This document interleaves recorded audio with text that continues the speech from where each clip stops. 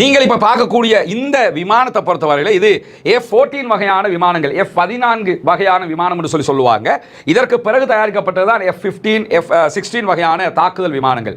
1970களுக்கு முன்பதாக எல்லாம் உலகத்திலேயே மிக பயங்கரமான விமானமாக பார்க்கப்பட்டது இந்த F-14 வகையான விமானங்கள் தான். இந்த விமானங்களுடைய தயாரிப்புகளை ஒரு காலகட்டம் வரும்போது அமெரிக்காவை நிறுத்திவிட்டது. குறிப்பாக அமெரிக்காவில் இருந்த 23 விமானங்களை ஒரே நேரத்தில் அமெரிக்கா பல மில்லியன் அமெரிக்க டாலர்களை செலவழித்து அழிச்சே போட்டாங்க என்கிற வரலாறுகளை நம்ம பார்க்க முடியும். அதற்கான காரணங்களும் இருந்தது. அதனுடைய தொழில்நுட்ப பிரச்சனைகள், தொடர்ந்து அதை வழிநடத்த முடியாத நிலைகள் எல்லாம் இருந்த காரணத்தினால அந்த காலகட்டங்களில் அதை அவர்கள் அழித்து விட்டார்கள். 1970களுடைய நடுப்பகுதியிலிருந்து 1990களுடைய பிற்பகுதி வரைக்கும் F-14 வகையான இந்த விமானங்கள் அமெரிக்காவினுடைய விமானப்படையில் ஒரு முக்கியமான அங்கமாகவே பார்க்கப்பட்டது. இன்னைக்கு நம்ம பார்க்கிற F-35 விமானங்கள் அல்லது F-15 வகையான விமானங்கள் அல்லது F-16 வகையான விமானங்களை தாண்டி அன்றைய காலகட்டத்தில் இந்த F-14 வகையான விமானங்கள் தான் ஒரு முக்கியமான விமானமாக 1990கள் வரைக்கும் அமெரிக்காவிலேயே பேசுபொருளாக இருந்த நிலையில் 1980களுக்கு பிறகு 90களை நெருங்குகிற காலகட்டத்திலேயே அமெரிக்கா இந்த விமானங்களை ஓரமாக்கினது மட்டுமல்லாம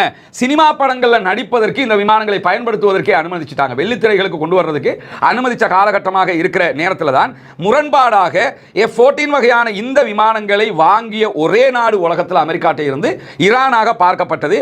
ஈரானுடைய முடியாட்சி ஷாகு மன்னர் ஆட்சியில் இருந்தாரா இல்லையா? இப்ப இருக்கக்கூடிய ஆயத்துல்லா அலி ஹாமனி, அதற்கு முன்பதாக இருந்த ஆயத்துல்லா ஹொமைனி அவர்களுடைய அந்த புரட்சி எல்லாம் நாட்டுக்குள்ள உண்டாக்கி ஈரான் அவங்க கைப்பற்றுறதுக்கு முன்பதாக ஷாகு என்கிற மன்னருடைய கட்டுப்பாட்டில் தான் ஈரான் இருந்தது. அமெரிக்காவுடைய கொத்தடிமையாக அவர் இருந்தார். அவருடைய பேரப்புள்ளதான் இப்போ வந்து உட்கார்ந்துக்கிட்டு எனக்கு ஆட்சியை தாங்க ஈரானுக்குள்ள என்று சொல்லி ட்விட்டரில் கருத்து சொல்லிக்கிட்டு இருக்கக்கூடிய ட்விட்டர் ஜனாதிபதியாக அவர் இருக்கிறார். இப்படியான சூழல்ல ஈரானுடைய முடியாட்சி ஷாகு மன்னரிடத்தில் இருக்கிற போது 1976களில் 80 F-14 வகையான விமானங்கள், இந்த வகை விமானங்கள் 80 விமானங்களை ஈரான் அமெரிக்காவிடத்தில் கேட்டிருந்தது. அமெரிக்காவும் என்ன பண்ணாங்கன்னா 1976ல் போடப்பட்ட ஒப்பந்தத்துக்கு 1979களிலேயே 79 விமானங்களை கொடுத்துட்டாங்க. 80 விமானம் கொடுக்கணும், 79 கொடுத்துட்டாங்க. ஒரே ஒரு விமானம் கொடுக்கிறதுக்கு பாக்கி இருந்த நிலையில தான் ஈரான்ல புரட்சி வெடிக்கிறது. அவங்க அந்த விமானத்தை கொடுக்கல. 79 கொடுத்தாங்க. ஒன்றை கொடுத்துட்டு 79 கொடுக்கலன்னா தான் பிரச்சனை. 79 கொடுத்துட்டு ஒன்றை கொடுக்க முடியாத ஒரு நிலை ஏற்பட்டு விட்டது. இப்படியான சூழல்ல தான் ஈரானுடைய பொறியியலாளர்கள், ஈரானுடைய அங்க இருக்கக்கூடிய விற்பனர்கள் எல்லாம் சேர்ந்து என்ன பண்றாங்கன்னு கேட்டா இந்த விமானங்களை ரிவர்ஸ் என்ஜினியரிங் செய்திருக்கிறார்கள். குறிப்பாக பாலஸ்தீனத்தில் இருக்கக்கூடிய போராளி குழுக்களும் ஆயுதங்களை சுயமாக தயாரிப்பதற்கு பயன்படுத்திய ஒரு மெத்தட் தான் இந்த ரிவர்ஸ் என்ஜினியரிங்.